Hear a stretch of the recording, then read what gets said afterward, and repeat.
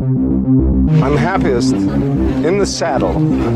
A fellow sportsman. I am an FBI agent! Great Scott! What do you say we cut the chit-chat? A-hole! Dogs and cats living together. Mass hysteria. Come with me if you want to live. Hello, and welcome to Retro Ramble. I'm Charlie McGee. I'm George McGee.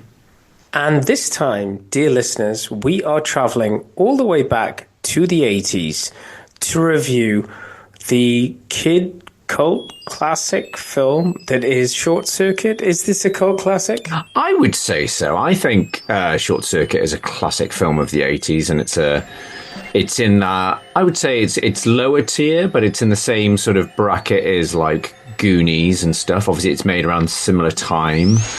It got a sequel that I remember watching. I have vague recollections we'll get into, but yeah, I think it's a bit of a beloved sort of family-friendly classic.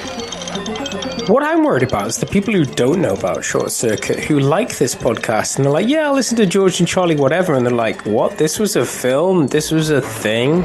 I feel like we're going to go to some very familiar places, though, with this film. Even if you haven't seen Short Circuit in a long time, for me, going back and watching it again, and we'll get into this, it's very similar to other films of that time. I think it's fair to say. Yes, I mean, I'm jumping ahead, but I was thinking as I watched it, it's essentially like E.T., but instead of an alien, it's a robot, and instead of a cute young child, it's a crazy cat lady. So there's a lot of similarities there.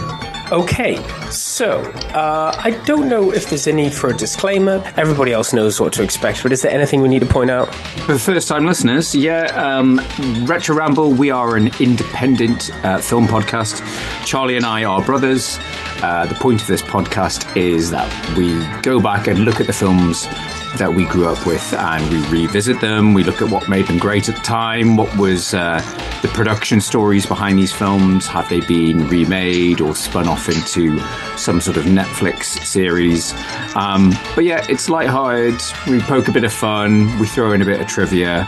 But ultimately, we aim to entertain. Without further ado, George, have you got the trailer queued up and ready to go? Yes, it's ready to go. Okay. Hit the reels. Hit the projector. Hit the projector. Here it is, Short Circuit.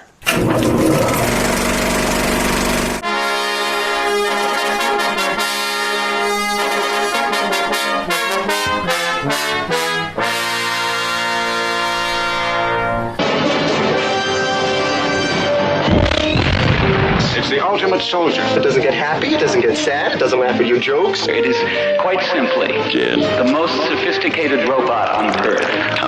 At Nova Robotics, the future is in good hands. You're doing real good. Just keep working on those last two bars. Thanks to Dr. Newton Crosby. Originally, I designed it as a marital aid. But artificial intelligence has gotten too smart. It's malfunctioning. It might not do anything. But it could decide to blow away anything that moves, couldn't it? Because $11 million worth of robot just hit the road. Wow! Number 5 is alive. Welcome to my planet. You just have to find number 5, get some answers. Why don't you come on in my house? And it's got a lot of living to do. Whatever it takes to put that stupid contraption out of commission, that's what you do. Me input. Haven't had enough of this stuff. More input. More input. And they can seem quite lifelike, but they are still machines. Number 5 is alive. Nice software. How it happens, who knows, but it has happened. A new comedy adventure from John Badham, the director of War Games. They're gonna be after you. We gotta get out of here now. Keep alive! Ali Sheedy, Steve Gutenberg, and Number 5. Beautiful. Short Circuit. I am alive.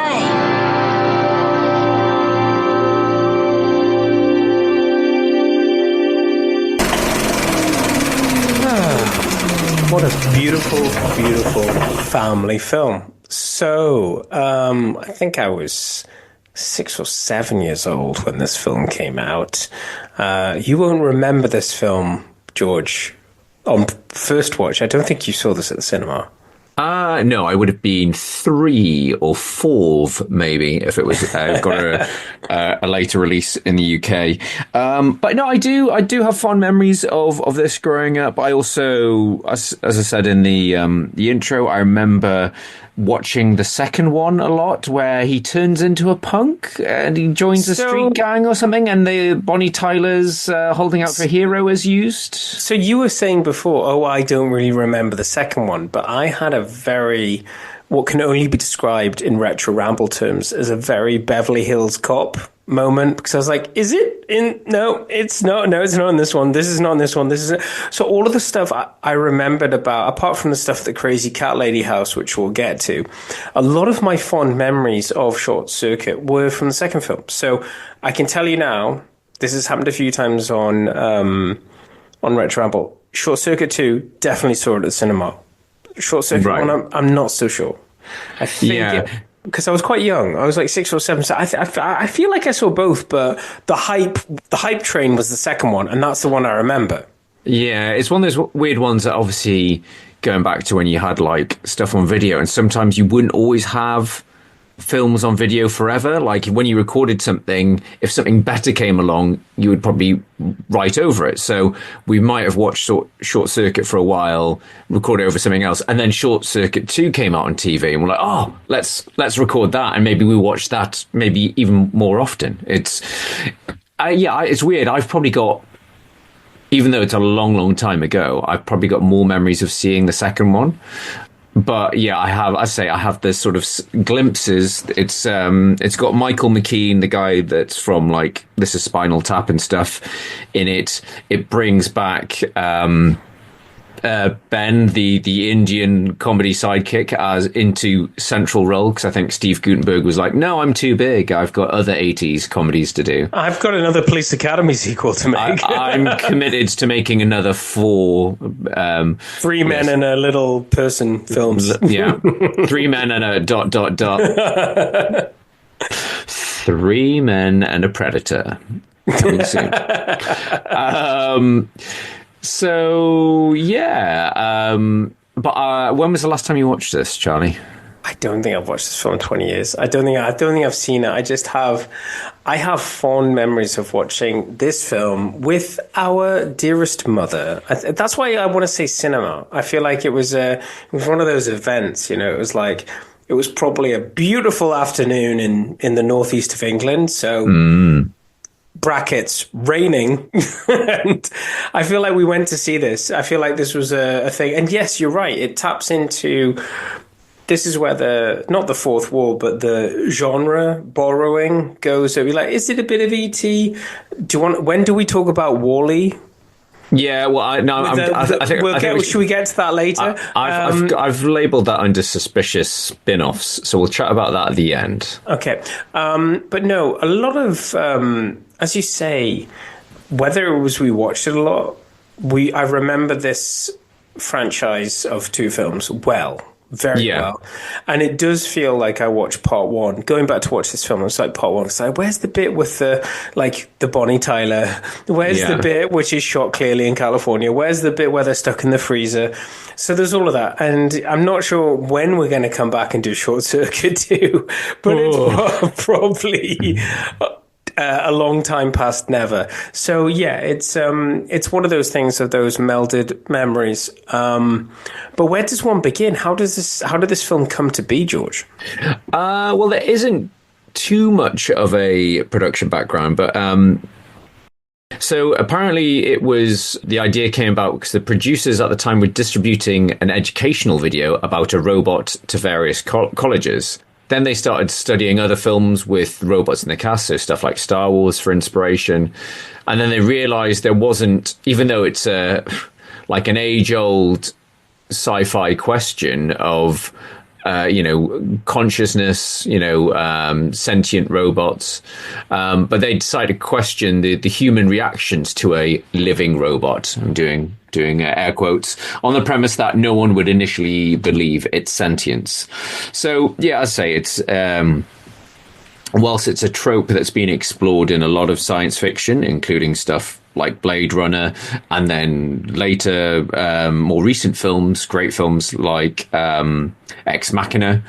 I don't think it had been done much from a family-friendly sort of type of thing. So they spoke to a robot designer, a guy called Eric Allard, and they also brought on board, speaking of Blade Runner, a brilliant concept artist, a designist called Sid Mead, who's also known as a visual futurist. So he had done a lot of the vehicles, designed a lot of the vehicles for Blade Runner. He also designed the light cycles for Tron. Yeah, he's generally regarded as one of the sort of the kings of sci-fi concepts and things like that. So he worked together with this robot maker, Eric Allard, to build this robot, because the mandate from the producers and John Badham was that they wanted the robot to be, it couldn't be a man in a suit. Yeah, similar to the James Cameron thing. It can't be a man in a suit. It has to be believable. And John Badham, or a monkey, in a suit. I mean, that's never going to work.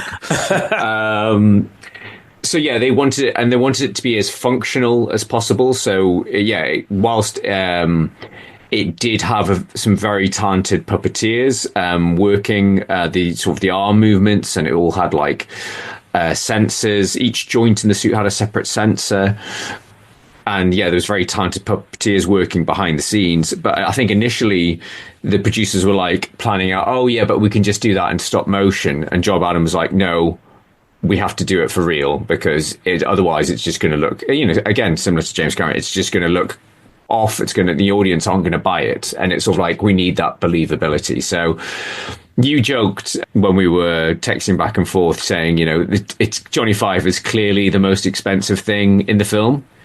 He is. So it's like $1.5 million was spent on creating Johnny Five, and the film's budget was $15 million. So pretty much, it was 10% of the budget was purely on designing the robot. But the thing is, he is all of the special effects. So I'm sure, like me, you were eagle-eye looking out for everything that was like, that's a robot, that's an arm, that's stop motion. It was clever how they were doing stuff. And, oh, he's actually attached to the front of the tank. That was a clever scene. Yeah. Rather than having him being chased by the tank. They made a whole scene out of the fact that he was just attached to the front of the tank. But all the way through, I was just like, I knew that, seeing where robotics is today, where it is now, where it was then, and you're like, what they're doing, they were using all of the latest, pretty much university style, probably what was being tested out in universities, like all of the stuff they did, and they managed to get it together. Because if you look at, let's fast forward to 2015 or 2010 with Iron Man, Tony Stark, still one of the most technologically advanced things he's got in his lab is a robotic arm. Yeah. It's moving around stuff. And this is what you're seeing in this film. It's basically a bunch of robotic arms. And they're like, let's put it on a trailer with some wheels, with some tank wheels, and let's put a head on it. But it's basically, they're showcasing the robotic arm. So, and it's throughout the film. And there's multiple robots. So I think, that's why I texted you. I was just like, wow, that's where the money's been. Yeah, and as you say, there's clearly a lot of thought that's gone into it. Because like, oh, well, yeah, he could just be on wheels. Obviously, because it's sort of like, it's. I know that ties into the military things. Like, these guys need to be all terrain sort of type things. And that's why they've got the tank tracks, and that they can flip up and over and stuff like that. So there's, clearly a lot of thought. The question I have is that, obviously, the most powerful thing in the robot, these war robots have been built, is the freaking laser beams. It's like, why don't you just put that on all your tanks and give that to all your troops? They can blow up anything. Laser can blow up a tank. Why not just put it on a tank? Yeah, there was that. And then obviously also comparing it to present day, I was like, Johnny Five and his compatriots look so friendly. And you're like, yeah, they got a laser, but I don't think they'll shoot me. I think I'm okay. And then you got what Boston Dynamics are doing with their robot dogs. And you're just like, that's terrifying. Yeah. I love it's like, give them the red eyes, though. That's always the evil part. Give them red eyes. So Terminator was 82, 84. So this is hot, but this would have been being made whilst Terminator was being made. Yeah, well, around the same time, obviously, you can't say it ripped it off. Is my point. No. I mean, obviously, there are some similarities, but as I say, for me, rewatching this, I was the same. I haven't seen this film fully in like at least 20 years. But yeah, the thing that I was getting shades, I was like, this is basically E.T. with a robot, isn't it? Yeah, pretty much. Yeah. Apparently, I saw in the trivia that speaking of the laser firing, it's the same sound effect as the Ghostbusters proton packs powering up. I thought I saw a similarity there. Yeah. Number 5, stay where you are.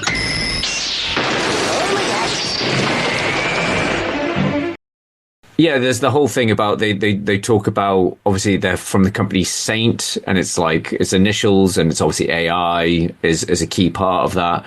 I would say about this film that probably the one thing it doesn't explore the whole. It treats the whole sentience thing and the whole sort of more human than human very lightly. It's a light touch, isn't it? I think they could have gone. I think probably deeper into it, but then you've got to balance out, who's the audience. Well, there's that, but I feel like it kind of. I mean, if you want to go down that road for just 1 second, it kind of disproves itself, because it basically, if you want to take anything away from this film, it's that a programmed machine gets struck by lightning and then considers itself alive, and the way it proves it is just by consuming all of the knowledge available to demonstrate it has consciousness. But a bit like AI. No, exactly. So it's where AI is. It's not consciousness. It can't draw hands. But it could barely pass a capture. But just jumping back to that, Charlie, about the whole. Deus Ex Machina, the bolt of lightning, that's how he gets consciousness. You could say that obviously there's religious connotations, but there's also, I'm just like, a bolt of lightning was very important in 80s movies. Obviously, Back to the Future, Highlander, he gets struck by lightning at one point, and this, and Caddyshack as well. It seemed like 1.21 gigawatts. A bolt of lightning. But it seemed like in the 80s, it was a bit like quicksand. It was in loads of stuff. Like, you don't want to get struck by lightning. Don't want to get hit by quicksand. Quicksand is literally everywhere. But you kind of see it coming. But I feel like that whole thing, that obsession with lightning in 80s films was because it was the height of special effects back then. We've got this really cool lightning effect. Okay, let's write that in. No, but my point is, it is actually is that where special effects was at mid-80s was they couldn't actually do much more than create electricity without looking a bit crap. Yeah. They could make it look like... And even sometimes, as we've seen in Highlander, that even the lightning looks crap. Looks a bit crap. Your lightning's we need to hide these wires. Put some more lightning on it.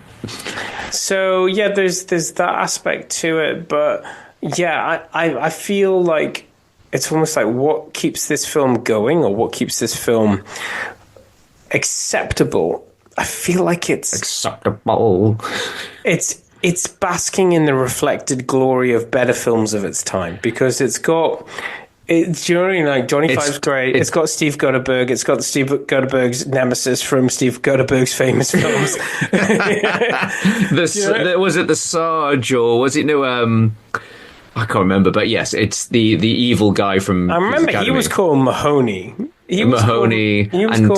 Taggart? No, not Taggart. No, I know Hightower was the big guy, and there's Motormouth Jones. I'm gonna have to look it up now, because it's just gonna annoy me. You and I joked about this. He's playing exactly the same role. They're like, Captain Harris. It's probably Sergeant. Oh, is he Captain? Yeah, Captain Harris, apparently. Can you come and do your... I don't think they even bothered with the character name. They were like, can you come and do your police academy shtick on this film with Guttenberg? Yeah. Is it Gutenberg or Guttenberg? Gutenberg. Can you come, Gutenberg? He of recent Fire fame. Can't believe that reporter didn't know who he was. But never mind. Shocking. Yeah. because he's such a nice guy as well. So yeah, and we've now let's talk about the cast. So this was a vehicle for Steve Guttenberg, hot off Police Academy 1 or 2, maybe 3, but I'm guessing 1 or 2. Had Cocoon been made by this point? I think he was on. It was peak Gutenberg by this point. This is peak Cocoon time. Peak Cocoon time. So let's. I'm pulling up his IMDb now. So what have we got? We have got. Jesus Christ! This man's made a lot of films. Wow. Okay, he'd made by this point. He'd made 3 Police Academy movies. I said 2 or 3, yeah. And Cocoon. So Cocoon was a year prior. So yeah, this is peak Gutenberg, but this is just before he does... I mean, he's got quite... like Police Academy 4, Citizens on Patrol is 1987. You and I went to see that at the cinema. 3 Men and a Baby was 1987, and Cocoon: The Return was 1988. Oof! What a time to be alive! What a time to be Steve Guttenberg. I think the partridge phrase you're looking for is "Das ist das gut Gutenberg." Good Gutenberg. I mean, yeah, he was on a roll. I think this is peak Gutenberg. So you've got him. You've got the guy who's the Howard guy who I love. So that's Austin Pendleton, and yeah, he's popped up. He's popped up. He's in a few great. films. He's a great character actor, and actually, going back to your point, I was reading some trivia. He's a good friend of the director John Badham. They're at uni together apparently, and he signed on, and he said he admitted that. When he saw the script, the film turned out very different, purely down to the casting of Steve Guttenberg and Ali Sheedy. And I think this is something that you pulled up with me, is that it's Steve Guttenberg. I'm really likable. I'm a bit of a ladies' man, but oh no, I'm an introverted geek that I just work with my robots. And according to Austin Pendleton, it was, the guy... That character was supposed to be a real introvert, and just the casting didn't. He's like, he admits, Steve Guttenberg is a naturally charismatic guy, and he was just the wrong person for the role. And John Barron was like, the studio insisted we cast him and Ali Sheedy, and obviously Ali Sheedy was big off like Breakfast Club and lots of other John Hughes films. So she was, peak actress, and it's like it doesn't matter about the script, just cast these 2 guys. Yeah, I do like him though. I'm trying to think what else have I seen him in, but this is one of his standout roles. He probably he's been I'd say he's one of those character actors. He's been in loads of stuff around this sort of time. Again, he's done a lot of film. My Cousin Vinny, he was in. You've got to add that to the list, by the way. My Cousin Vinny. Charlie was in Miami Vice. Save it for what are we calling our Splinter TV show? Retro reruns, maybe. I don't know. You've put me on the spot. Retro reruns. He was in the Muppet movie. Which one? The Muppet movie, the original one. Yeah, he crops up in a usually bit part actor, but yeah, he's always memorable. You probably don't tell what I'm doing, George, but I'm just biding my time until I ask you about the crazy cat lady that is Ali Sheedy. The world of Ali Sheedy in this film is quite strange. Like the way they were introduced to her backstory, her side characters, her role in this, her lines, her delivery, her wardrobe. There's a lot to talk about. So how can she afford that house? I think she inherited it with the cats. So she has a food truck, and you think kitchen hygiene is of importance as a food truck, but then she's basically a crazy cat lady or Dr. Dolittle, Ace Ventura. Her house is full of random strays and waifs. She loves animals. But she does have classic 80s stereotype douchebag boyfriend with hot sports car. Yeah. again, it's sort of like we've seen the Goonies. Speaking of Goonies, it is obviously filmed in Astoria, Oregon. Setting of the Goonies. It feels like the Goonies house is just around the corner, but it's also the setting of Kindergarten Cop. I wasn't sure because I was like, this place seems familiar. It doesn't seem like. Why did I think it was San Francisco? I don't know. Was it the? Well, it's just up the coast. It's just a bit further up. I'm probably getting it massively wrong, and we've probably got lots of Americans, but I'm pretty sure it's just north of San Francisco. Does the Golden Gate Bridge feature in this? No. Okay. A bridge features in it. A bridge does. Okay. So we've got her. This gloriously mulleted douchebag boyfriend. We've got the scenes with her and the robot, which I guess is like bonding. I guess it's like he's. I mean, we do have to give some props to the guy who performs as Johnny Five. So it was the actual puppeteer, a guy called Tim Blaney. He obviously was doing the voice on set whilst he's performing the actions. I think it was the same with Anthony Daniels with C-3PO. It was like, oh yeah, but we'll redub it with another actor in post-production. But they grew to like it, and the crew loved it so much, and the genuine reactions and the comedy timing, they're like, no, we'll keep it as is. So that is, it's not an actor, it's the puppeteer that's doing it. And I did forget, like, there are some great deliveries in it, and there's the classic lines like, your mother was a snowblower. Hey, laser lips! Your mama was a snowblower. Yeah, all of that's the muscle memory kicking in, and I was going to get to that. Is I think, just like we talk about with James Bond, it depends on what age you get into something. I think all the things I like about this film are the same things I liked about it when I was 7 years old. It's like it's the Johnny Five aspect, and there's some great physical comedy, and there's stuff that you forget about, like how he disassembles the douchebag sports car in seconds, and then he uses the things to deflect bullets, and I think it's the bits like that, and when he rebuilds himself, and I think all of that's like really cool because it's like A-Team, it's like I was vibing off that. So but I think there's probably a lot of people who don't agree with me about that. So I think this is about how I experienced this film, nostalgia. I think that's what's at work here. Though I do love how they're created as these like $11 million war robots that are indestructible, but yet in the scene he's getting shot at and like bullet holes and stuff, and then there's a scene where he's taking out the other the other robots, and one of them is taken out by just crashing into a shed. I'm like, indestructible, my ass. Yeah, $11 million. So they can go into any territory. They can deliver a nuclear bomb in Red Square, in Moscow.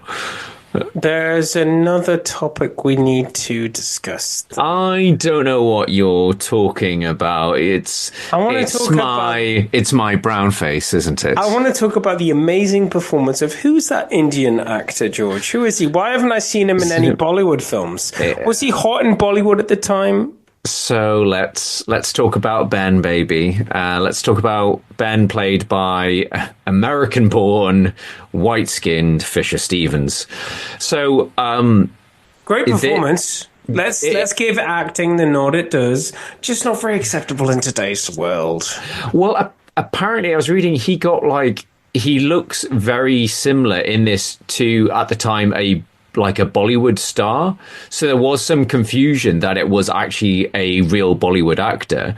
And then it was quickly cleared up. It wasn't. But yeah, there is some background to this. So apparently Fisher Stevens, I say, is a comedy actor. He would go on to he's been in like loads of TV. I think he did the Beckhams. Yeah, everybody knows him from David Beckham's, the Beckham thing that was on recently. He's the interviewer. He's the guy who did the Beckham biography on Netflix. Okay, and he was in Friends as I think Phoebe's boyfriend. I think he's in Succession. I think people have said. Yes, he does feature in Succession. So he was originally hired to play the part. And then, but he claims, because he's been interviewed by Aziz Ansari about it, because he was like, Aziz Ansari was like, "What the fuck?" He does the whole bit about it in Master of None as well. Yeah, so they had like a bit of an interview about it, I think about 5 years ago. But yeah, according to Fisher Stevens, when he got the role, the character wasn't intended to be Indian. Then he gets fired and is replaced. I'm jumping ahead for the only coulda, woulda, shoulda I've got. So chuck in a coulda, woulda, shoulda right now. But Celine.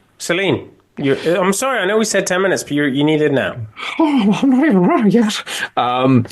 So he was fired and then replaced by Bronson Pinchot.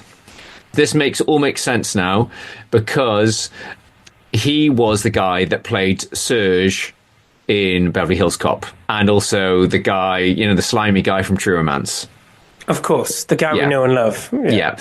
So Bronson Pinchot was cast, and then he left because he got cast in a sitcom. Then Fisher Stevens was rehired. Now this makes sense because John Badham said, "Oh yeah, the character was originally planned to be American, but then we saw Beverly Hills Cop, and we loved the bit with Serge, so that's why they clearly got Bronson Pinchot." And they loved that whole sort of culture clash, being rude to Americans. And he was like, "Oh yeah, the culture mismatch was fun, so let's get Bronson Pinchot in, and we'll make the guy Indian." And Bronson Pinchot goes off elsewhere, and it's like, "Okay, let's get back Fisher Stevens, and we're going to need you to dye your hair, grow a beard, darken your skin, and wear some contact lenses." But it's fine, because it's 1985 and nobody cares about that. Yeah, no, and Fisher Stevens has said in this interview with Aziz Ansari, it definitely haunts me. I still think it's a really good movie, but I would never do that part again. The world was a different place in 1986, obviously. He's talking about Short Circuit too. He's not talking about, but Short Circuit 1 was no, I don't regret that at all. Yeah. No, and he's a good actor. He's good in Succession. I really enjoyed the Beckham Netflix thing. He really gets. I haven't watched it because I don't do football, but no, but it's more about them as a couple. It's more about as a him. Power couple, and him as a person. So it's actually obviously been cut, but it shows his. It was very interesting. He's done Brownface, Short Circuit 2. Are you talking about David Beckham? He's still yet to do Brownface. It doesn't go down so well. It'll come out eventually. But then he's gone on to do Succession. And then, I'm going to do a documentary on the life of the Beckhams. Quite left field. Impressive. Where do we go next with this film? Have we covered everything? Is there anything else? I think we've covered everything that we need to say about the film. As I say, I've in terms of suspicious spin-offs, so apparently there was a script for a possible third film where, get this, Charlie, how 80s does this sound, where Johnny Five goes to college. Oh no! You kidding? No, apparently so. I mean, shut up and take my money. I think this is off IMDb, so we'll take with a pinch of salt. But that was written in 1989 and rewritten in 1990, but found unsatisfactory by the producers, so the project was scrapped.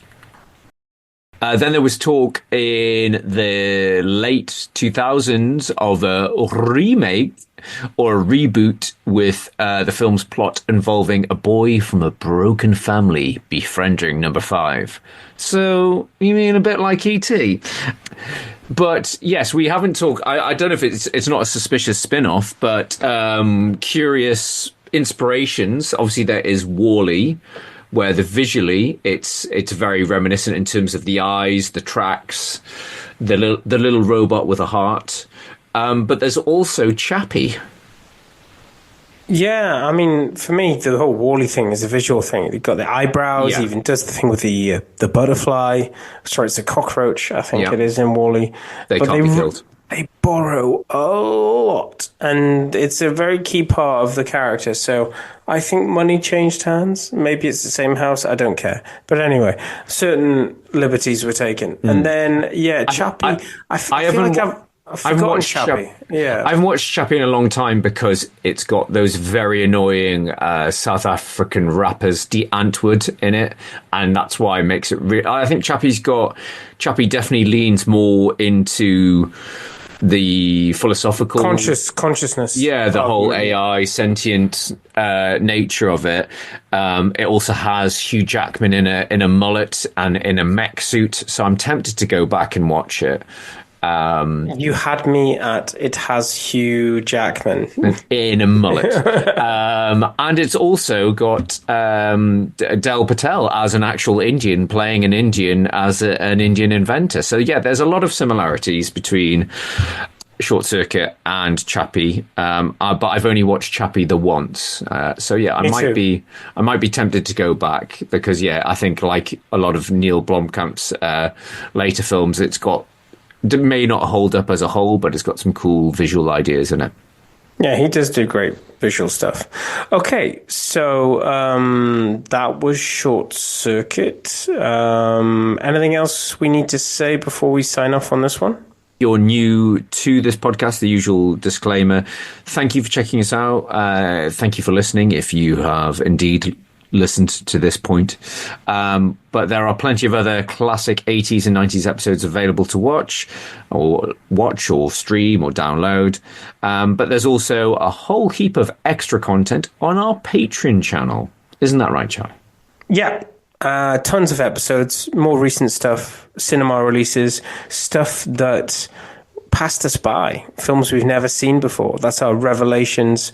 But we also have Recent Ramble, which is we check out the films that are actually out now, yesterday, coming soon. What we're watching on streaming, because obviously there's IP is hot, baby. So yeah, there's a lot of stuff that we grew up with that keeps coming back. So the Terminators, the Predators, the Aliens, the Beetlejuices, they keep coming back. They cannot be stopped. So they cannot be reasoned with either, but they can be listened to. They can be listened to on patreon.com/Retro Ramble. And all of our other podcasts are accessible wherever you get your podcasts. So for this episode, I've been Charlie McGee. I've been George McGee. And we'll see you next time. Bye-bye.